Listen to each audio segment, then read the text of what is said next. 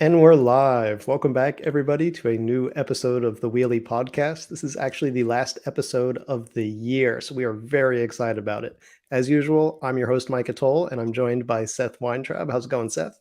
I'm good. And we have so many cool stories because we're doing a rundown of the biggest stories of the year across mostly the electric bike space, but also some other light electric vehicles. All sorts of interesting things from e-bike companies going bust and abandoning their bikes to stealthy new electric bikes with provocative names, collaborations between e-bike companies and motorcycle companies, tiny electric trucks that are barely considered trucks, and just about everything in between.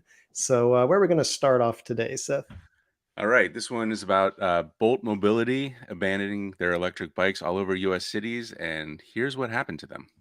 So, this was an interesting one because we've heard of companies that do this sort of shared mobility going bust before, but we've never seen them just sort of like pack it in and leave their stuff all over the streets. Like normally it's like I'm taking my ball and going home, but they just went home and left their bikes and scooters all over in a number of cities.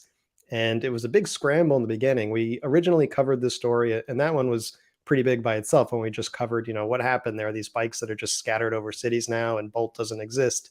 And then we heard from the company that actually made these e-bikes. They reached out to us and said, like, hey, by the way, like we're actually the OEM, and that was Element LEV. And so they told us that they were going around and basically trying to help each of these cities individually figure out what they could do with all of these abandoned e-bikes. The issue is that for all of this shared mobility, these things are locked. So you would normally need the Bolt app to be able to rent them by the minute and that sort of thing.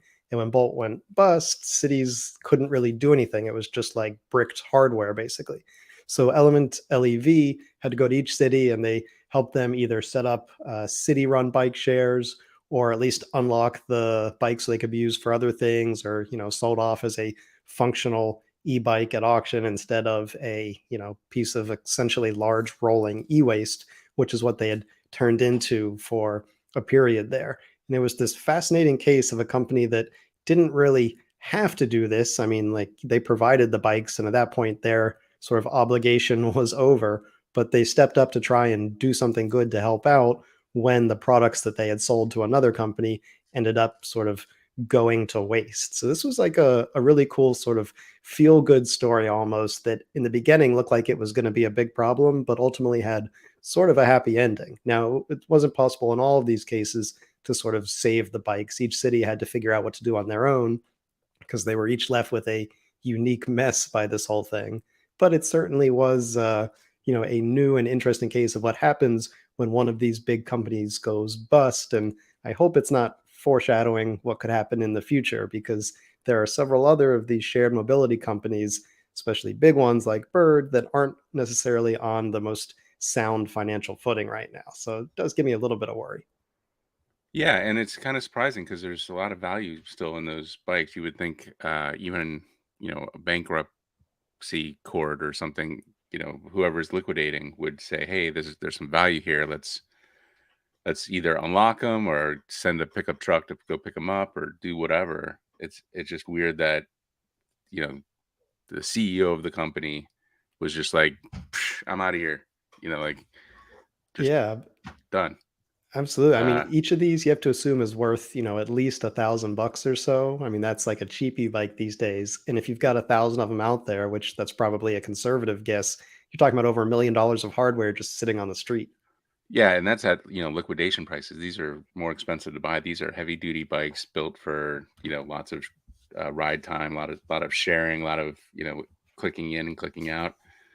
So it is very strange to see like this particular scenario. And do we even like figure out what happened to like the CEO of the company or whoever was leading the company? Like, were they dead or in jail or something? I'm not sure anything ever happened. I haven't heard of anything actually. I don't know where the company's founders went. Hopefully, they're not onto another startup at this point. But unfortunately, these guys tend to land on their feet.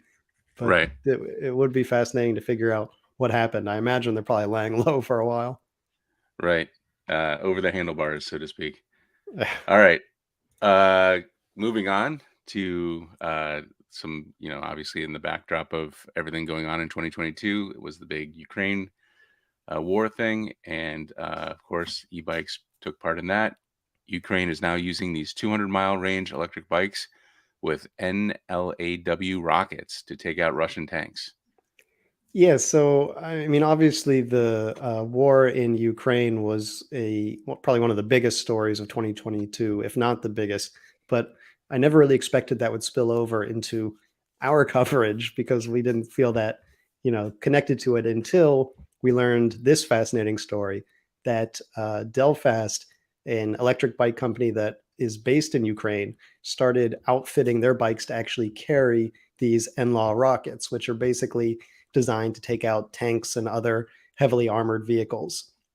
And so the idea is that soldiers could get into position to fire these things quickly and fairly quietly on an e-bike so that they're not, exposing their position.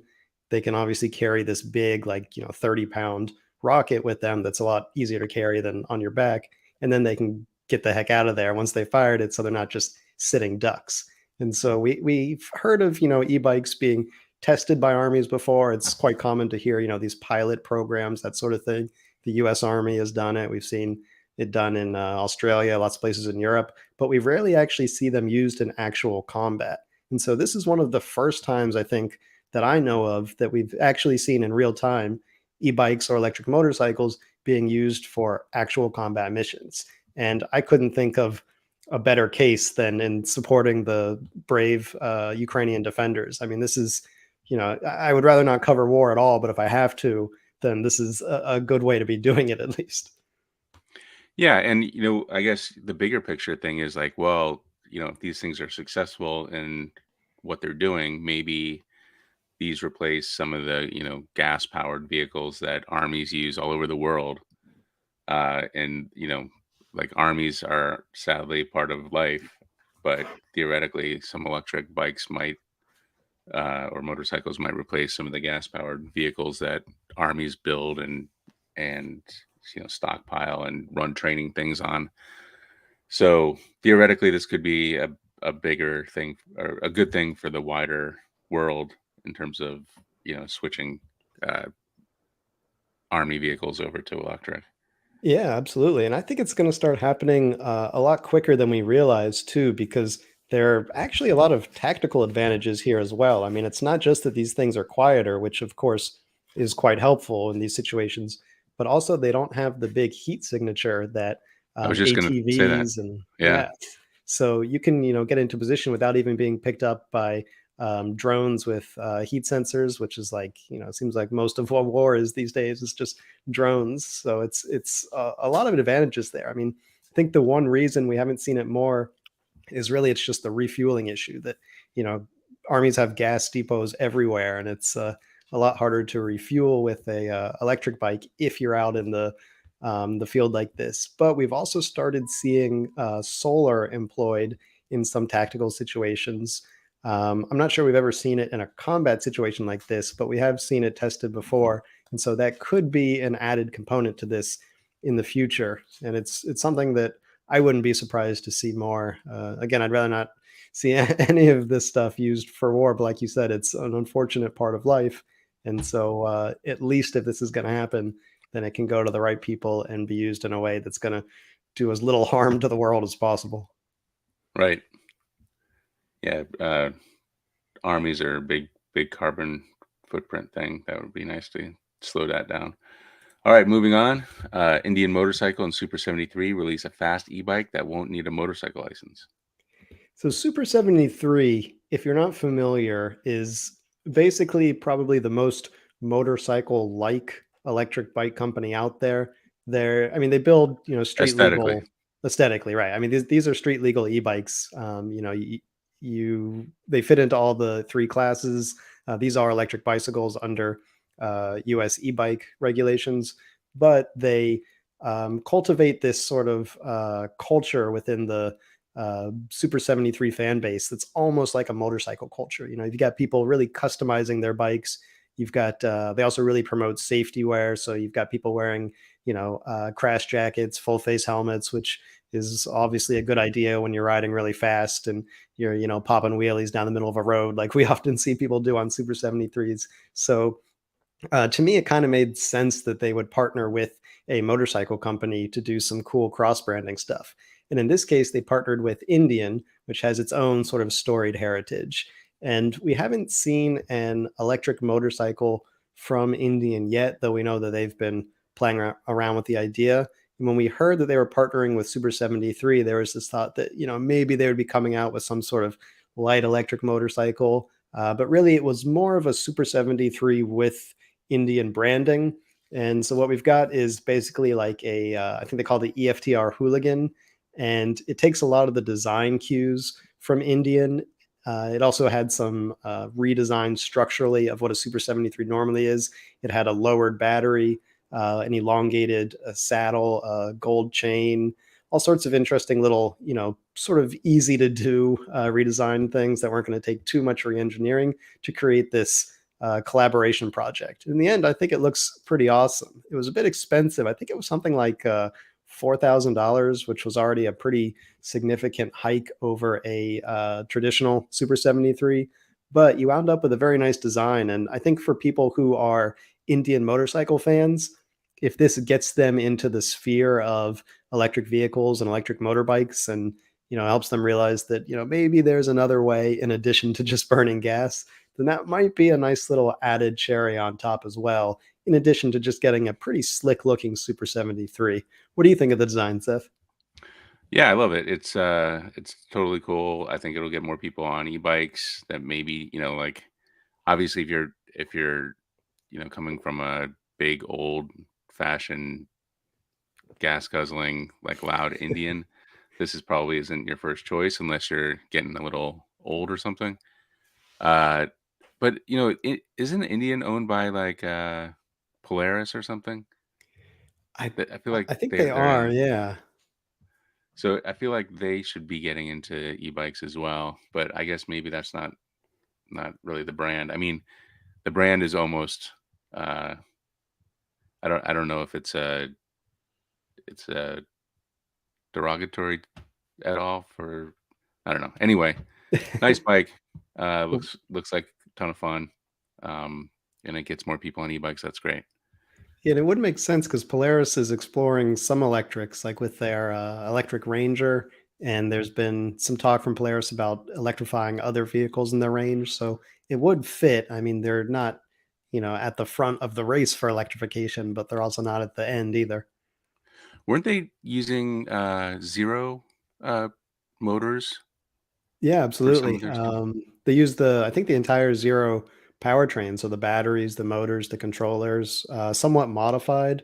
I think they're liquid cooling both the motor and the controller, if I'm not mistaken, which Zero traditionally just does air cooling. So in some of these Polaris situations, they're running much slower speeds but higher power. So, you can't really rely on having like 80 mile an hour airflow over the battery to cool it off. Right. But they're mostly using pretty stock Zero parts. Yeah.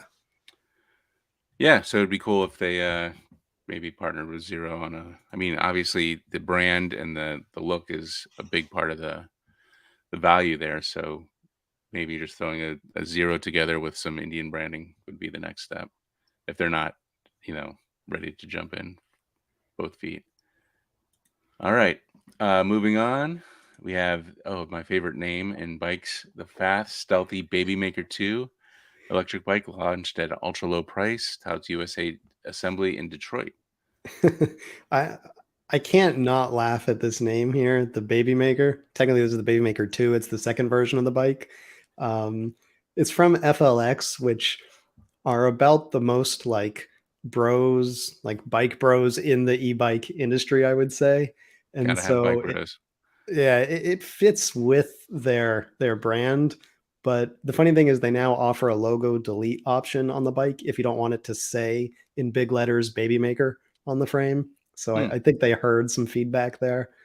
But I mean, the bike itself, like putting the name aside, is actually a really nice bike. So it's got a Gates carbon belt drive. It's got Magura hydraulic disc brakes, which are some of the nicest brakes in the bike industry. Like they have no place being on this bike. They're like way too nice for it. It's got I believe it's a torque sensor. Now I've seen so many bikes recently. I think it has a torque sensor. I'll have to double check on that. Um, but it is a really nice setup. The one sort of downside is that it's a bit lower power. It's got a smaller motor and smaller battery because it's a really lightweight bike. But I mean, this is a pedal assist bike designed for people who are into cycling already. This isn't, like a Super 73 we just looked at. This is very much like a lightweight, fast road bike. So it's kind of fitting for it to be a little bit lower power because you're going to be pedaling as well. Obviously, no throttle on a pedal assist bike, so it fits there. The other Hmm. interesting piece about this one that I think really caught people's eye was that FLX was saying that they're building these in Detroit. They released a few videos showing what looks like a warehouse in Detroit and a bunch of parts, but I still have some questions about how much is built there and how much is it like final assembly where the bikes come in and like a few things are added, because they haven't shown like start to finish videos, and it hasn't been as transparent as I would like to really see what's going on there in Detroit. But there is at least some sort of operation there in terms of putting these bikes together, which is at least a step up from what most e-bike companies do, which is they have the bikes built overseas, they come in completely in a box, and they're actually never touched stateside by anyone in the company. They just go into a fulfillment center and get sent straight to customers who order them online. So, you're getting a bike that the last quality check was done 8,000 miles away. So it is nice that there's some sort of final something going on in Detroit, though I do have questions as to exactly what it is. Do you know where in Detroit? I think we go there quite often. Maybe we can go pop in and Oh, okay. Yeah, that would be great. You'd be the first like inside footage there. I don't know where it is, but I'll absolutely look it up because that would be a really cool one if you could get a tour of their facility there. yeah, that'd be fun. So love. I mean, the price it started out at 12.22. I mean, that's insane for. I mean, the brakes alone probably cost close to that much. Um, it's and with the Gates drive and a nice frame. I love this idea. You actually get some exercise as well. But then after the promotion, it's up to 22.22. Um, Yeah. and is that what the current price is?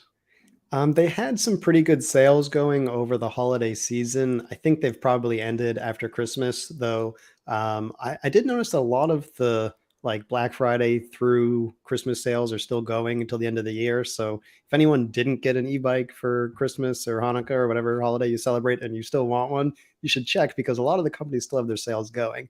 But I think these were discounted decently well over the holiday period. I hope they're not back up to that $2,200 price because it's a bit high for what you're getting. It is a very nice bike, mind you, but if when you talk about things like bang for buck in terms of power, in terms of range, that sort of thing, it doesn't quite stack up. Though of course it's hard to compare this bike to something that's designed for high power riding.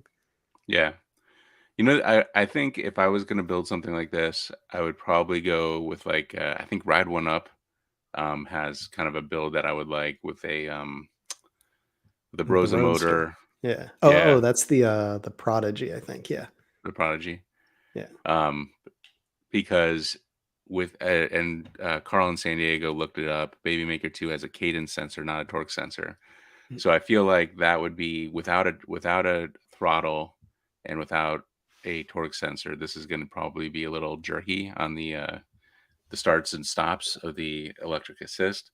Probably works fine. I'm sure it's great. We've heard good things, but just for a smoother start and stop, I would prefer to get like a mid drive with that. I mean, you've already got a belt drive on there, so and then maybe you could even throw in a few gears in the back if you have a mid drive. So Yeah, pretty good bike, absolutely.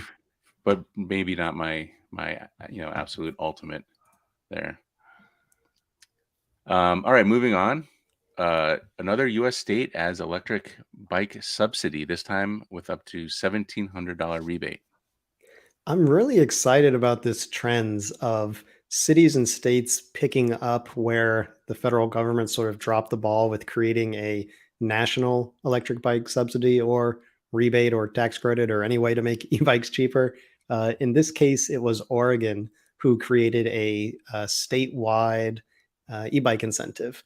And so basically what it does is it creates a rebate. I think it's point of sale even, to be able to reduce the price significantly on electric bikes up to $1,700.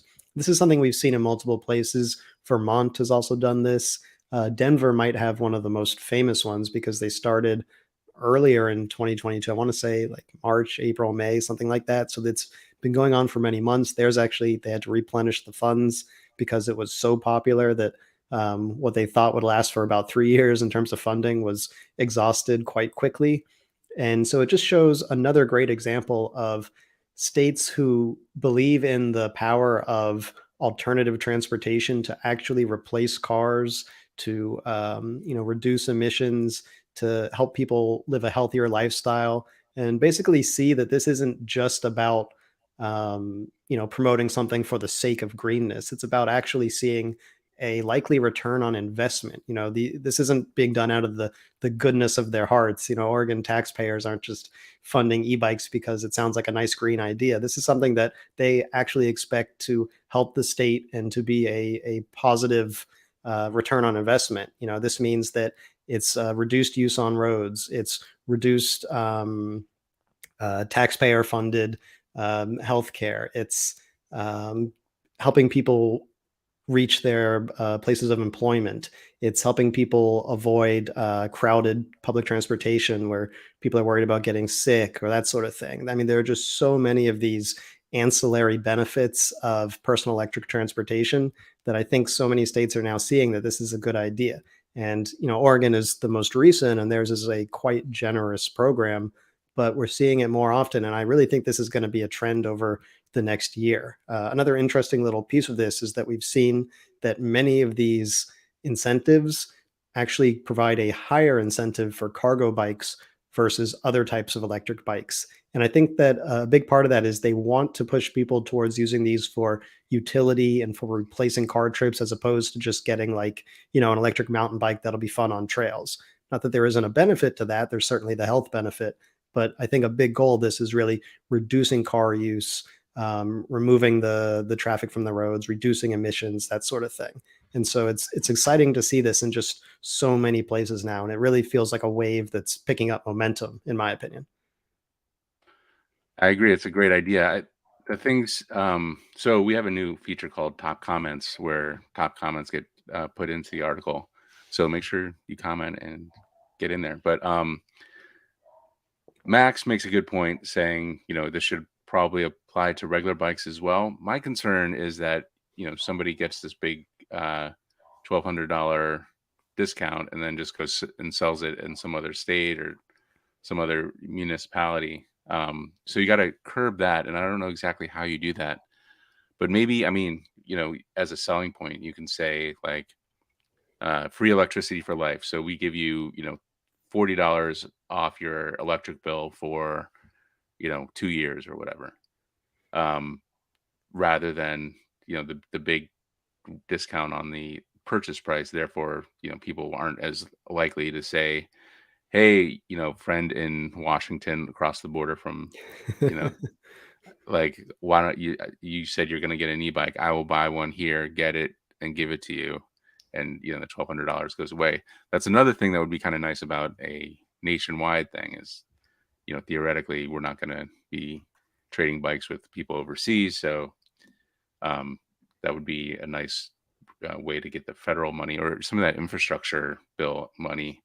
And you get so much bang for your buck. If you put a couple hundred or $1,000 into an e-bike, that's usually covering more than half of the cost of something that people can use every day, that doesn't take up a lot of road space. Um, Obviously, cleans up cities pretty quickly. No pollution or anything like that. So all good things, but like we haven't figured out the perfect mix of how to do it right yet. And I think once you have a better plan, like addressing all these things, and I like Max's comment about like pedal bikes too. Pedal bikes should be in on it for sure. acoustic bikes, as we like to call them. So I agree. I think this is a great thing. I think we just need to kind of tune it up a little bit. Yeah, absolutely. I always go back and forth on the pedal bike thing because it's not that I want to like discriminate against them. Obviously, that's great. In some ways, pedal bikes are even better because you're burning more calories yourself. It's even better for fitness. But at the same time, like a really nice pedal bike could be like 500-600 bucks. But we're talking like full suspension, everything. But a good e-bike just starts at like 1,200, 1,400 bucks. So the price difference here, I think that's why e-bikes have really been targeted with these incentives over pedal bikes. And so I always go back and forth there because it's like I want to make sure that people can afford the one that they're actually going to use, but at the same time I don't want to discriminate against people that are using a great option, which is a pedal bike. Well, just before people comment, acoustic bikes go way up to thousands and even $10,000 for really nice ones. But yes, I agree 100%. Yeah. Those bikes are kind of rare, and frankly, if you're looking at those, you probably don't need an incentive or a rebate. There you go. I mean, I guess it shows what kind of bikes I would consider buying. If to me a really Right. nice pedal bike is 600 bucks. Yeah, we have a couple downhill bikes in Vermont, and they retail for like 2,000. We got them used though, so save some money. Nice.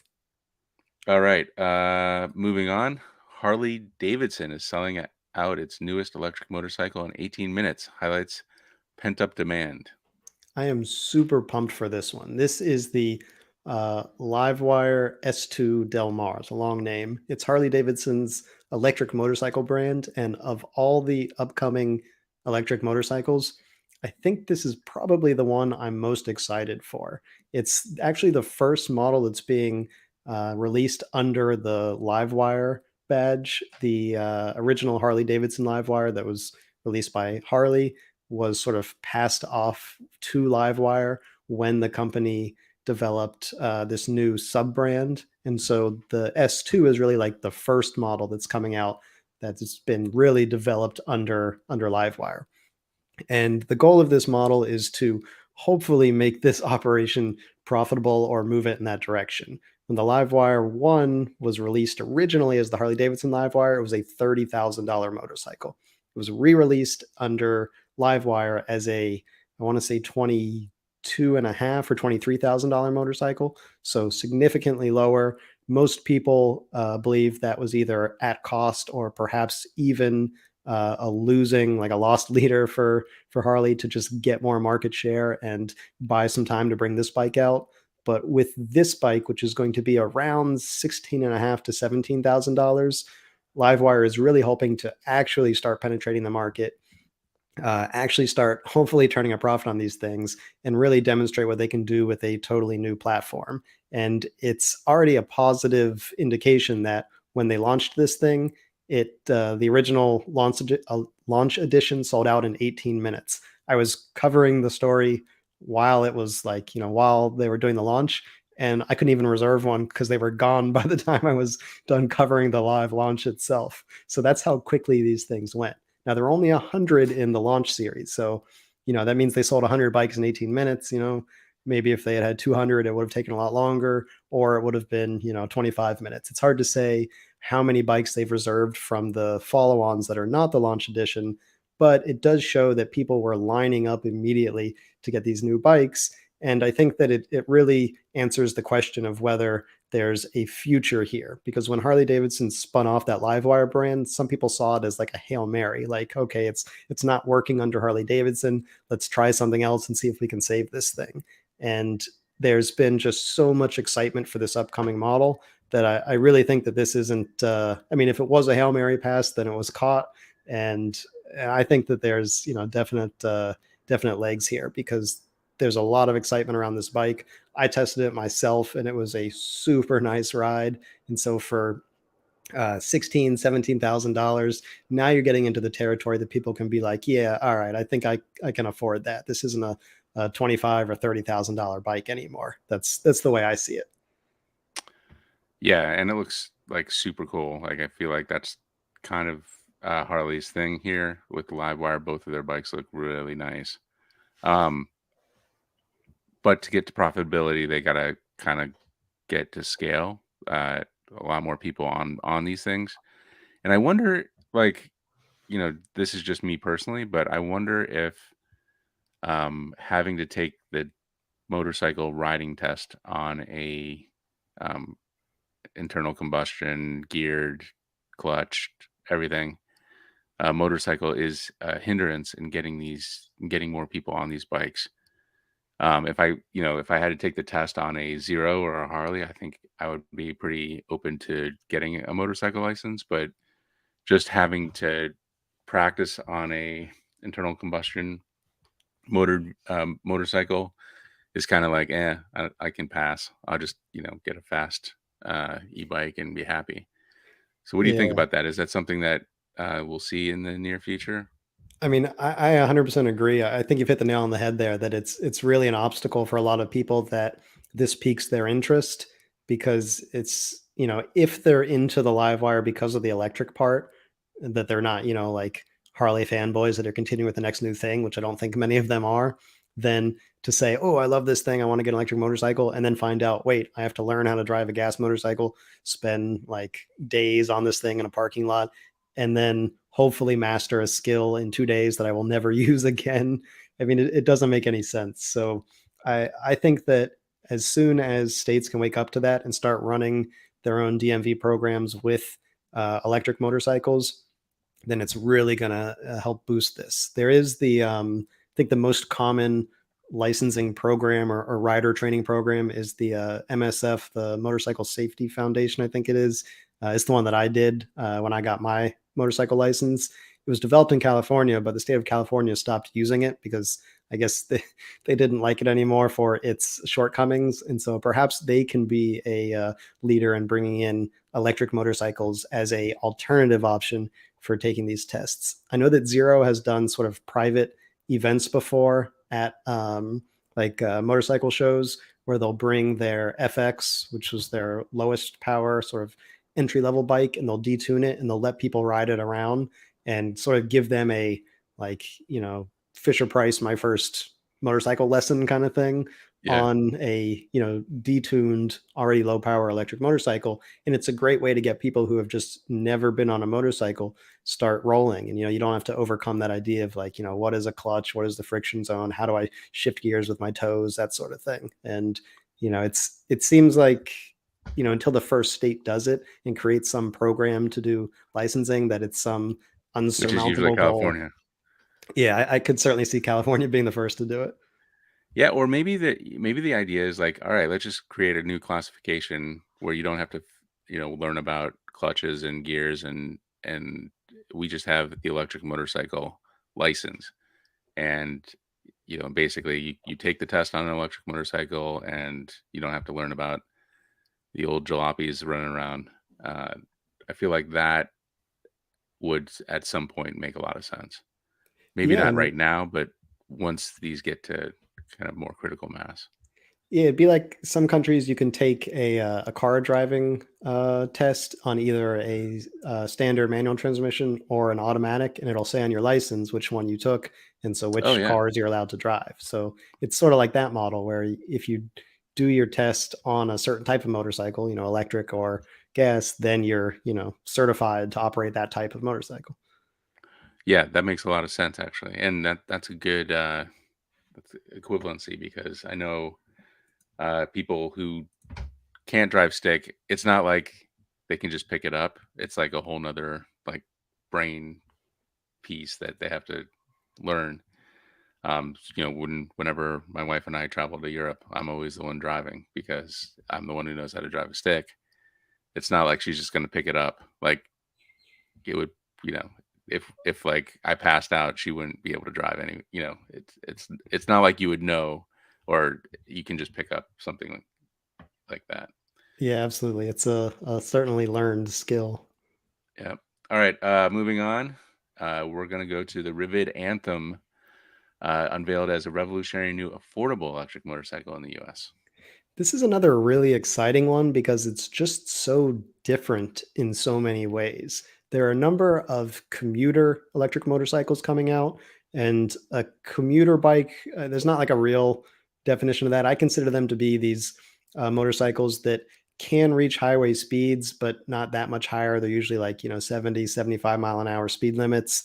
They have modest ranges. For example, the Ryvid, it can do 75 miles an hour. Its range with a 4 kilowatt hour battery is not going to be great on the highway, but in terms of, city, suburban commuting, you'll probably get a decent 45, 50 miles out of it. From the highway, that might drop to like 30, 35.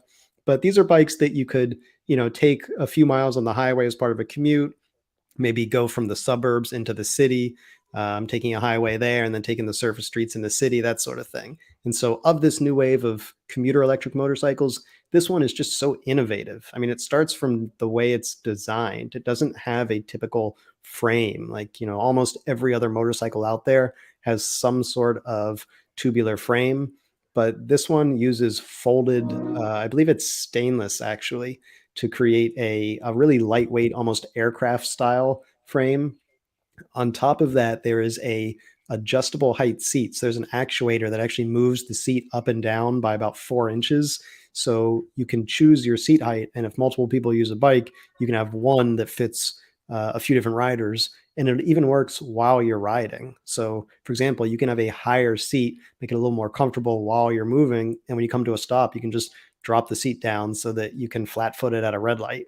It also has a removable battery, which we've heard about, electric motorcycles with removable batteries like the Metacycle that unfortunately didn't really deliver in the end, that you need like tools and a few minutes to take it out. This one actually, there's like a big latch. You unlatch it, the battery sort of cantilevers down onto these wheels there, and then you can roll it along like kind of like a carry-on luggage or something. So it's like 65 pounds. So it's good that they built some wheels into it. But there's so many cool things about the way this bike is built and designed that it makes me really excited for when it comes out. It's what I would call modestly priced. It's $7,800. And so that feels like pretty good for the specs. Obviously, you could get a faster gas powered motorcycle that goes further for less money, but like that ship has sailed for a lot of people, and they're looking for a nice, easy to use electric motorcycle. We talked about shifting and stuff. With an electric motorcycle, you just don't need that. It's effectively an automatic transmission in that there's no transmission, or it's a single speed, so you just don't have to worry about shifting. It's easy to use. It functions basically like a powerful electric bike. If you can ride a Super 73, you can ride this thing. It's basically the same functionality, just a little more powerful and significantly more fun in my opinion. But it's a really cool design, and something that I think is going to be really attractive when these come to market. They've already pre-sold a lot of these. I don't think they've released actual numbers yet. They're a pretty new company, so most of these electric motorcycle startups keep those numbers pretty close to the vest so that they protect their business intel and whatever. But it seems like a pretty popular model that people are getting behind, and it probably really only competes right now with the Metacycle from Saunders, as those are the two upcoming sort of commuter level motorcycles like this. There's another one coming from CSC out in California.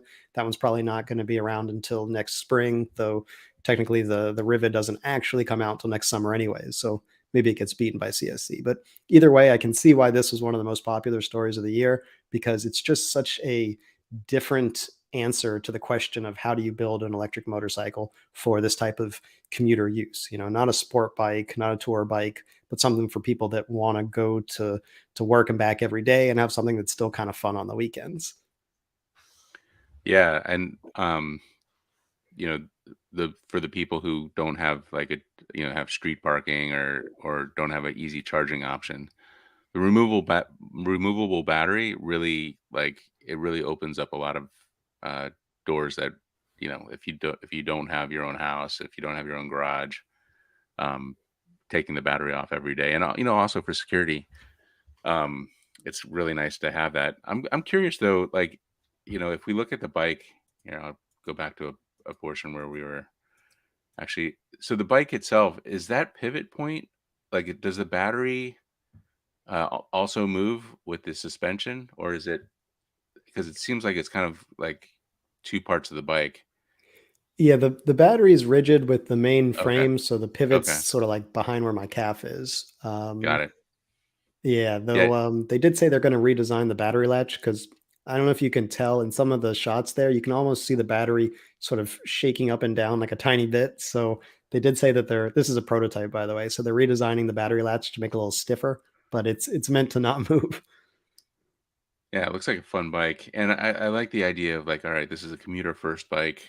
We're gonna kind of build it for that, and of course, you can take it, out on the weekends and do some fun riding. But like, this is built to be a commuter bike first, and you know, and while it's more expensive than a gas powered bike, it offers a lot easier to ride, a lot less vibration, a lot quieter. Um, and the you do have to go to a gas station with a gas bike. This might be a little bit easier to just charge up at your garage every night, or take it up to your apartment and charge it. So I really like this thing. I wish I could get a motorcycle license easier and give it a try. I feel like with all of the cool bikes, you're gonna like accidentally be forced to get a motorcycle license one of these days. I know. We'll see if that ever happens. I also have to run it by the boss. All right. Uh, on from motorcycles to last year, I bought a $2,000 electric mini pickup truck from China. Here's how it's holding up. I think this is one of the Electrek readers' all-time favorites here. Yeah, this is fun.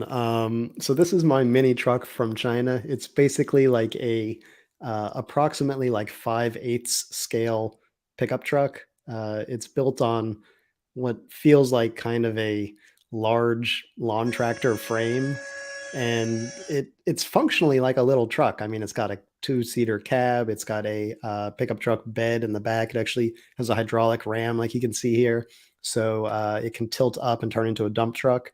I keep it at my parents' ranch because they have about 10 acres, and we use it all over for just basically off-road, um, like farm type tasks. So it's hauling topsoil, it's doing lawn waste. When they're building things, it's moving construction material. They've got a long private driveway out to the public road, so they use it like once a week to drive the trash cans out to the public road where they get picked up, instead of having to like turn on their van and pull trash cans down the road with a gas powered vehicle. So it's a super useful little thing, even though a lot of people think it's like a glorified golf cart. But to me, and what was really the main part of the story, was how surprised I was at just how well it's held up.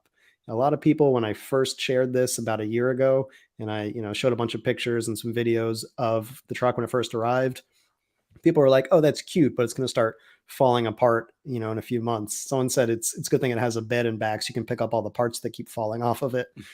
And I get where that's coming from, but I gotta say, I don't think one thing has broken on it yet. The only things that have actually broken have been accidents where, like, once we backed it up into the burn pile and broke one of the reflectors. My dad drove it under a tree and one of the branches caught one of the spotlights on top, so like pulled it off. But we just had to bolt it back on. But nothing has broken through any fault of itself. It's held up incredibly well.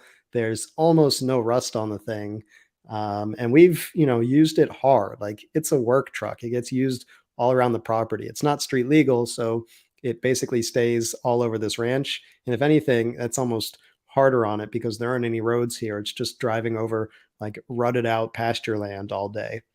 And so the thing's bouncing around. If something was going to shake out, like, it would have shook out by now. So I couldn't be more happy with how well this thing is held up. And I'm more surprised than anybody because, I thought it would be a fun adventure and, I hope it would last a while, but I just can't believe how well the thing is held up.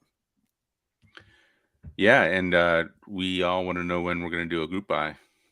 Like, Yeah, so I've heard from other people that were inspired by this that it's becoming trickier to actually get these in. I've heard from people that bought from the same vendor I did, and they actually got stuck in customs and weren't allowed in. And it's ooh, it's a tricky issue here because I brought it in as an off-road vehicle, and I had to sign something saying, this is not intended for road use, and I will not be using it on the road because it's not a street legal mini truck. And the Customs and Border Patrol, they can stop incoming vehicles that are sort of destined for off-road use if it looks like they could or would be intended to be used on road. So, for example, this thing has turn signals. It has a full light package. Like it's sort of designed for road use wherever it's made. In this case, it's made in China. And so theoretically, CBP can say, like, I know you say you're going to use this off road, but it's built for on road use, and so we're not going to allow it in. And it's their right to do that, I guess, the way the law is written. So I sort of got lucky that they didn't have a problem with it when I brought it in, but now these are becoming more popular, and people are sort of starting to run into these kinds of issues. Yeah, I wonder what you could do to kind of lower the odds of it getting picked up. I mean, the fact that it says Explorer on the front probably doesn't help.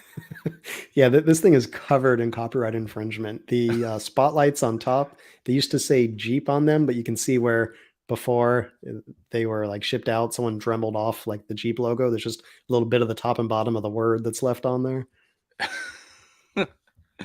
Yeah, I guess, $2,000, you're not gonna get first world kind of products, but it is awesome to see this thing still going, still being useful.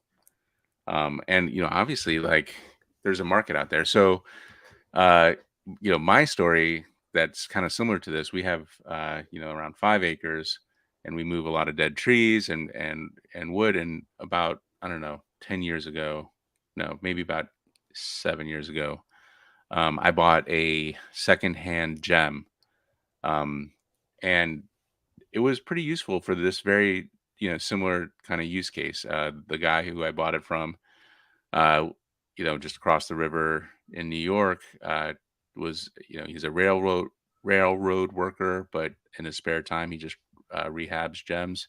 This was like a 2003 gem. The problem it was running on deep cycle batteries, which you can buy at Walmart for like $100 each.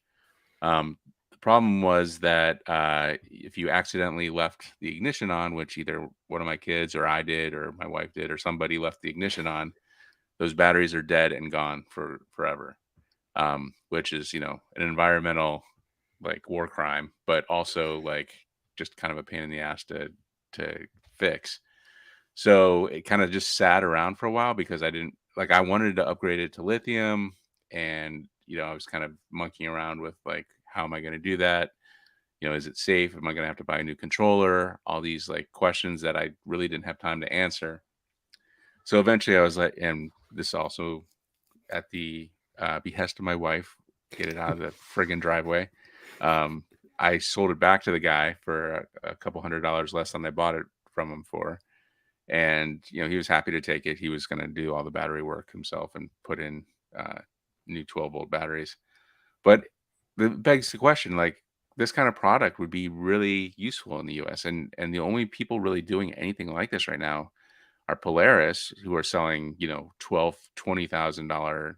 What is the cheapest Polaris Ranger or whatever electric? So the new one, it starts at, I want to say 25. Jesus. Yeah, You maybe can get a 30 Chevy you even. can get a It's Chevy Bolt. Yeah, just put some big tires on a Chevy Bolt, I guess. But like, also gems that Polaris make, they're super expensive. Like, where is the price? Where's the product that it exists between this? Like, this doesn't need to go on roads. Like, I had no intention of taking it out on roads. My kids, my kids are kind of young. I let them drive it. I was in the passenger seat. They loved it. They drove it around the yard. Like, where is that product for the US that you don't have to go to China and, deal with import stuff? Why not?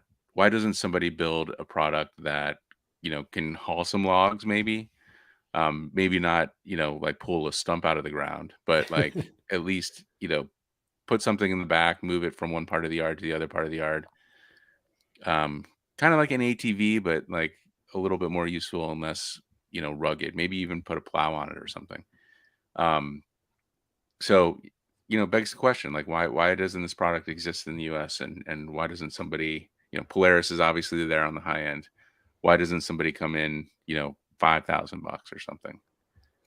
Yeah, I feel like there's such an opportunity here. I mean, the Polaris, and the Electric Ranger would like tear this thing to shreds, so I'm not sure that that's a fair comparison. But the Gem, that's absolutely in this class. I mean, this thing is like 4,000 watts or so, which is enough for driving around at 20 miles per hour on a grassy field. You're not trying to win a race here, and that's sort of the class that Gems are. It's like a neighborhood electric vehicle or a low speed vehicle, and so I mean it, the only problem with Gem is that they're so darn expensive. But I feel like if they could produce that thing in a less cute, like less creature comfort, more like utility vehicle thing, then perhaps they could get that price down, because there's such a need for that, just like you said. And I think, one of the comments I often see about this truck is people are like, oh, why don't you just get like a cheap 20-year-old F-150? It's like, well, like maybe it costs the same, but I don't want to deal with all the maintenance on one of those things.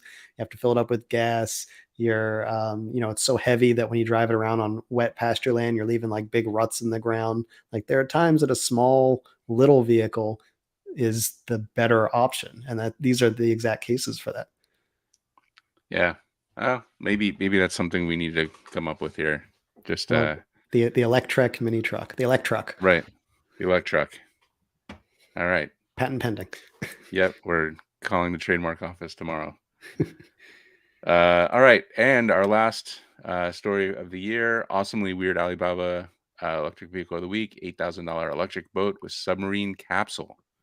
Yeah, we got to finish it off with an Alibaba. And this one was really popular. I think this one had like 100,000 views or something. So a lot of people liked this thing. Just some little context, if someone's not familiar, we do this weekly, awesomely weird Alibaba Electric Vehicle of the Week column, where we find really fun and funky electric vehicles on China's biggest shopping site. In this case, we found I don't know if it's technically a submarine. It's a boat with a submarine capsule. So basically, the top half is kind of a catamaran that has like above the water decks, but below the water line, there's this big capsule that you can sit in. It's got a few seats and it's got these massive windows. So you feel like you're in a submarine.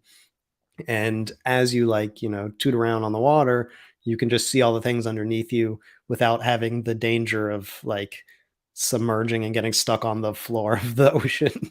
Without all the danger, There you go. So slightly safer because you're connected to something that floats. some of the Yeah. danger, all of the fun. There you go. I mean, to Yeah. me, I don't know if I could get over the fear that I'm gonna die in this thing to actually enjoy it, but maybe someone braver than me would have fun in this thing. I mean, it's cool that it even exists because it's such a neat little vehicle. I think it's kind of like a maybe a bit of like an impulse thing. Like maybe if you're on vacation, you would go on one of these. I don't know if I would like get one of these as my like go out every weekend on the lake kind of vessel. It's more of an experience. So I think that if someone was buying this and they had maybe like a sightseeing company, or they were in one of these like vacation towns in Florida or something. I mean, imagine having these on spring break. It's like you got a whole bunch of people on the top deck drinking, and when you get too dehydrated in the sun, you can go down below and cool off in the little submarine hatch thing. So that's where I think I could see these really being useful. But it's such a neat and just different boat design. Like I don't think I've ever seen anything like this in the US, which is kind of the summary of most of the things that we feature in the awesomely weird Alibaba Electric Vehicle of the Week column. But in this case, it really holds true because it's so just, I don't know, it draws the eye and it just makes me think like, why the heck did they design that? But I'm glad that they did. Yeah, I agree. So it looks super fun. It does kind of like strike as a impulse buy. Like it'd be cool to do. Like obviously you want to live in an area that has clear water. Like most of the lakes I've been to, you can't see 2 feet in front of your face. So that would be pretty poor purchase in that respect. Maybe you're a marine biologist and you want to, check out the manatees in Florida. That might be a good, like, hey, let's just watch this thing eat some grass or something. Um, I imagine my in-laws in Florida would love something like this. Uh, because they are marine biologists. So that's got to be cool. I can't imagine this thing goes very fast because it's got a little fan motor down there, And a bit of and that drag. and that does look like the least aerodynamic thing I've ever seen in my life. So, um, and then as far as danger, like I trust Alibaba to like make small trucks, but uh, watertight seals maybe not as much. Um, so I guess your mileage may vary. Maybe buy some aquarium sealant. Uh, And a bilge pump. yeah, with your savings. Um, Yeah, it's a great idea. Like I think what we like most about Alibaba is like there's an opportunity here to just say, "Hey, well, I have a crazy idea. Let's just build it, and maybe it'll take off, maybe it won't." This is like a great example of that. Like somebody was like, "Wouldn't it be cool if you could actually just have a cheap boat with a underground or underwater viewing area?" And, like in the US, people would be like, no, that would be way too expensive and pointless. And, but in Alibaba land, like, let's build it. Maybe it'll be a hit and, or maybe we'll break even on it or whatever. So it's great to see that kind of stuff. Yeah, it's like they have no um like design constraints or reason not to try it. It's like, well, let's build it. If they don't buy it, then we won't make any more. Right. And it's interesting that they can do this stuff. I don't know, like, do they get some funding by the government or do they just have like, an R&D budget that's kind of absurd or what is how do we get this in the US? How do we get like these crazy products being made here or elsewhere in Europe or wherever? Why does it have to only exist in China? Yeah, what is the right amount of government interference? Right. Exactly.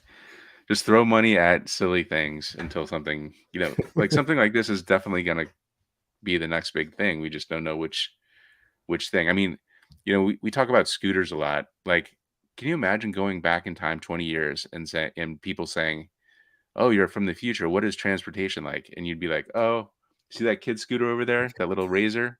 So every adult's going to be on one of those. It's going to be, bigger and powered, and adults are going to be riding those all around town. And people 20 years ago would just laugh at you. But like, look at us. This is the world we live in. So And they're going to be in so much demand that you're going to have to wait months to get one. right. And, they're going to cost like they're going to have ones that go 60 miles per hour and they're going to have, ones with seats and they're going to have all kinds of silly things on there.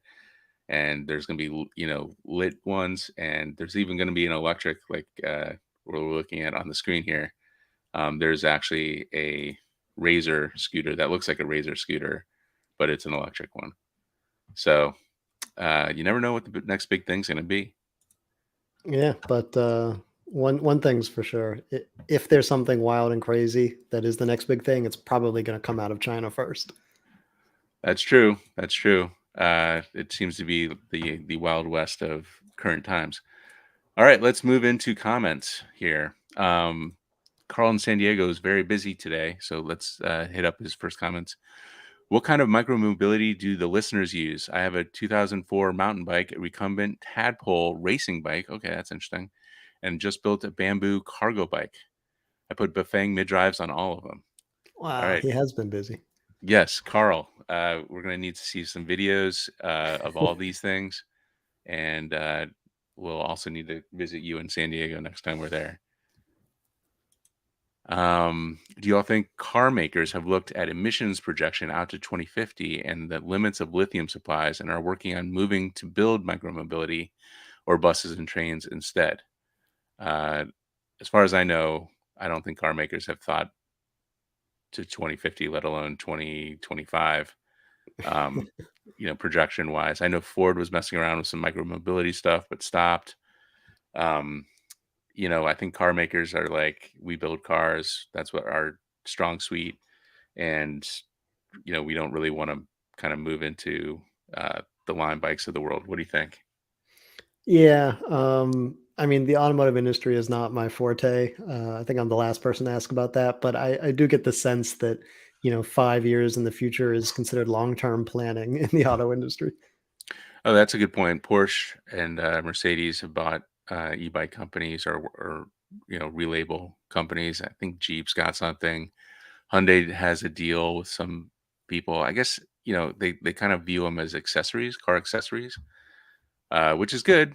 More points of sale are good. Um, so we'll see. And then finally, EVs are becoming less profitable with resource prices rising, and soon it will be emissions production limits that prevent them from profiting or even building large EV car. Uh, yeah, GM's 212 kilowatt hour Hummer EV Ultium will fail. Yes, we hear in this community don't like that. You can build 212 e-bikes with those batteries, and just some celebrities riding around with that. That's not fun. Moving on, uh, GIF JP says it's just the investors that are losing out. That's why these guys just disappear. I think we're talking about the Bolt thing and start over with the next scam. What we're gonna have to do some investigation to see where those initial folks are and see if they're trying to get another e-bike thing off the ground or something. All right, Smart and Final says I had the original Super 73, no power at all, going up small incline. Yeah, that was a kind of a drag on the initial Super 73s, that they were a little underpowered.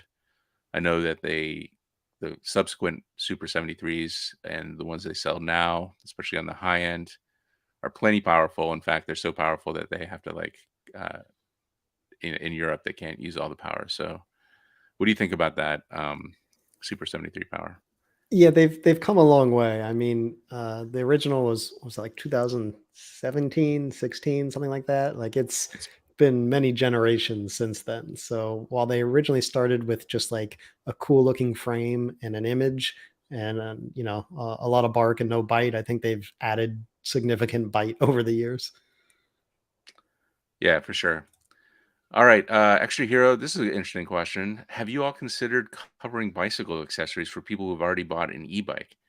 So, couple things to think about there. One is like, well, are we just talking bike accessories like new bike seat or new, uh, basket, or are we talking electric bike things like new batteries or, upgraded motors or whatever? I think that the latter is something that we would probably already cover, but it's a good question. We should have like a e-bike store that we can cover bikes, maybe like a weekly. Hey, here's what's new at the e-bike store. We've got some new baskets and a upgrade kit and all this other stuff. We can review stuff there too. What do you think? Yeah, definitely. I mean, it's funny because I mean, e-bikes and pedal bikes are such close cousins that so many accessories obviously fit both, and so it is interesting to drill down into the things that are specifically for e-bikes. I do try to at least once a year do like a big accessory roundup of all of the best bike and e-bike accessories I've either bought, stolen, or been gifted over the past year that I test out and include the ones that actually seem like worthwhile. And so generally it's about once, yeah, sometimes twice a year, like every other season. But it would be interesting to have sort of like a more organized collection of e-bike specific accessories for sure. All right, CA says I have and I think it's pictured perhaps. I have a Pedigo Element with over 8,000 miles on it, 2 years, two batteries, six tires. Well, 8,000 miles on a Pedigo Element, which is basically like a BMX e-bike.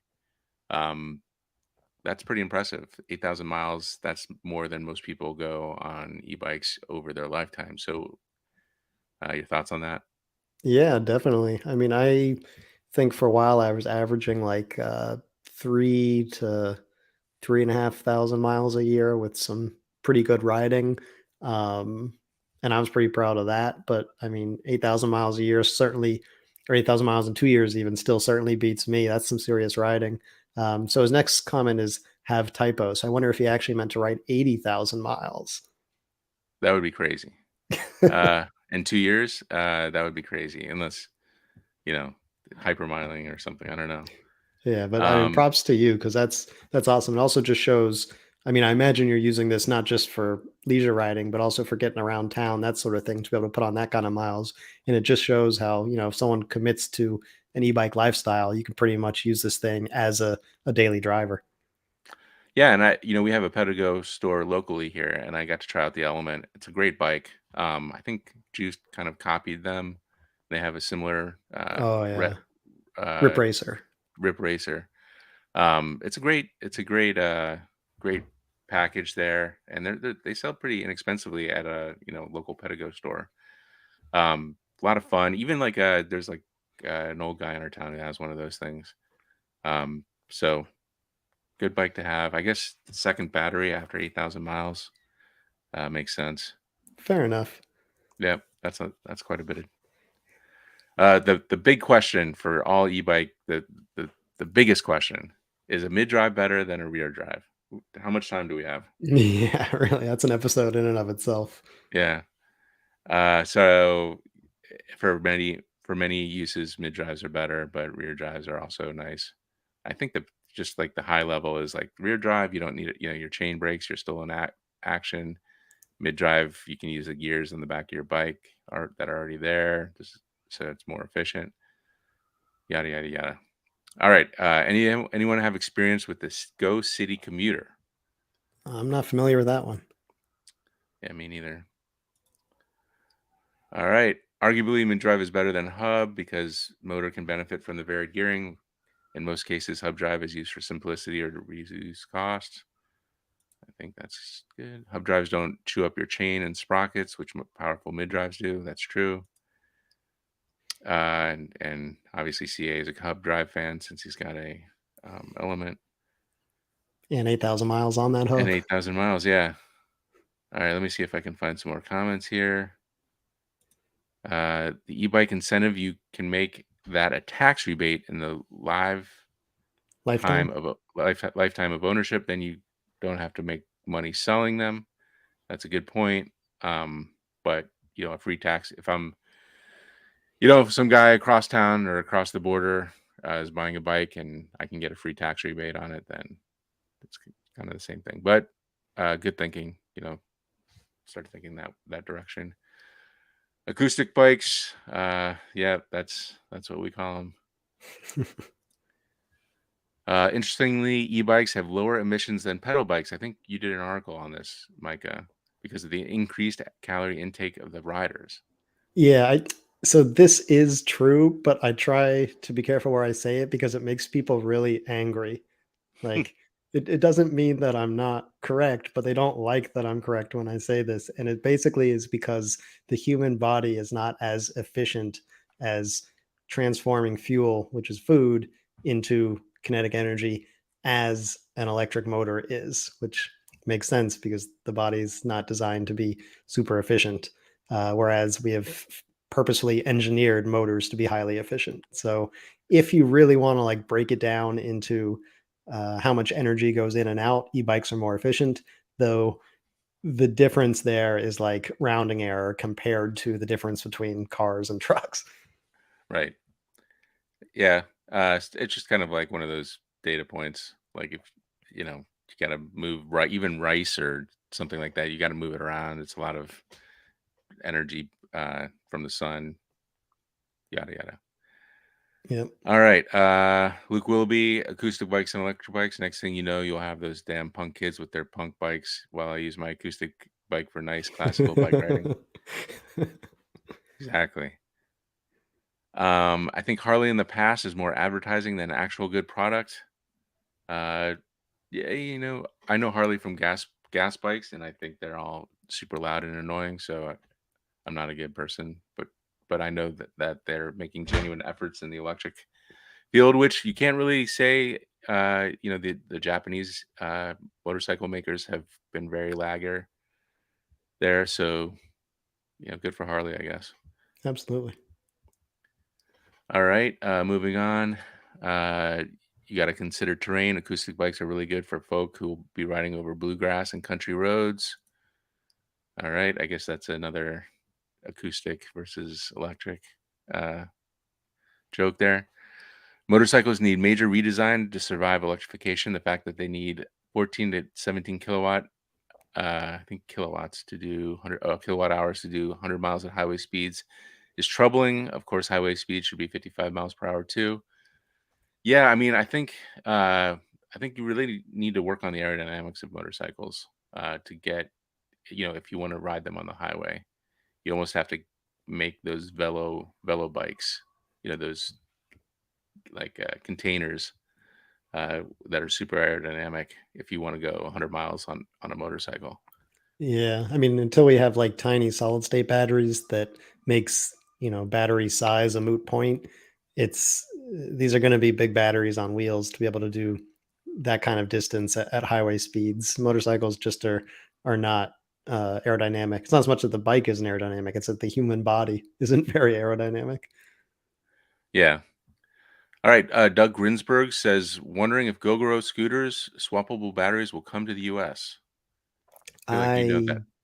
I don't see it happening anytime soon, and I've got a pretty good like finger on the pulse of Gogoro, I like to think, just because they are so heavily focused on Asia right now.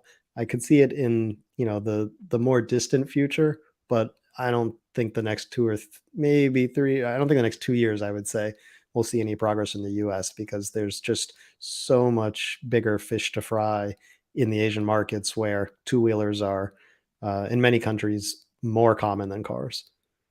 Right. And there's only a few places in the US where you have the kind of density where these make a ton of sense.